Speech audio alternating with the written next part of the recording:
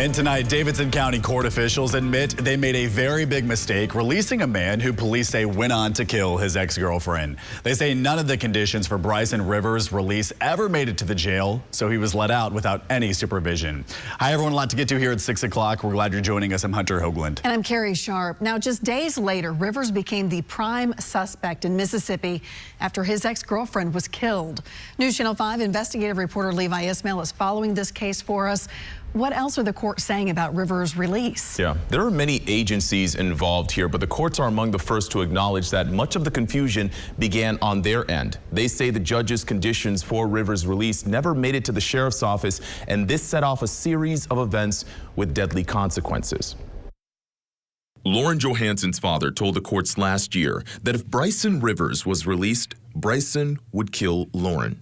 We're talking about the same man who walked out of a Davidson County jail just 2 weeks ago with no supervision, only to now be charged days later with Lauren's murder. I think the criminal justice system in Nashville, Tennessee failed my daughter and our family. It's tragic. What happened. And, Julia Sloss is the Davidson County Chief Deputy Clerk and says accountability starts with him.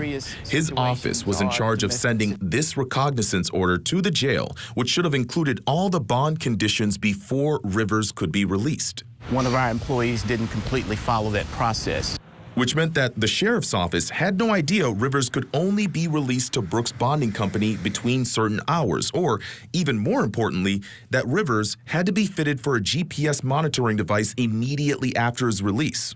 In this particular case, what we discovered is that when our employees sent the release to the sheriff, unfortunately, it did not contain the conditions of the bond. Which again meant Rivers walked out of jail on his own and without a bond company escorting him to a GPS device. Sloss tells us the employee who made the mistake will face some form of disciplinary action, but for now, their goal is finding ways to limit human error as much as possible. We've already talked to our IT people about what can we change or code in the system that will stop the person when they're creating the bond release to be sent to the sheriff, something that will stop them and ask the question, are you sure there are no conditions? Or are you sure all of the conditions have been included on this release?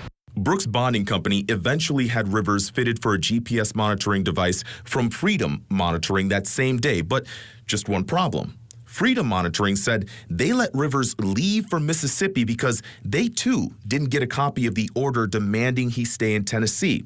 Brooks Bonding Company knew of all these conditions and signed this paperwork, so it's still not clear how none of this was relayed to Freedom Monitoring. It's up for discussion as to what can be improved from other agency standpoint, but as I mentioned, we're going to put as many stopgap measures in place as possible from our end to make sure that that kind of a mistake doesn't occur on our end. Sloss says that there were meetings with the sheriff's office to talk about improving the bond conditions process long before any of this, and those talks will continue long after. While some may feel Nashville failed Lauren Johansson and no changes can bring her back, Sloss hopes these are missteps every city can learn from. Understand that we are working every day to try to make sure our office is not susceptible to making a mistake that could influence a tragedy like this. Sloss later told us that he's recommending a standardized system to all the judges so these orders look the same and everyone knows what to look for. He's also discussed meeting with the sheriff's office and the district attorney's office to better improve bond conditions. With News Channel 5 Investigates, I'm Levi Ismail.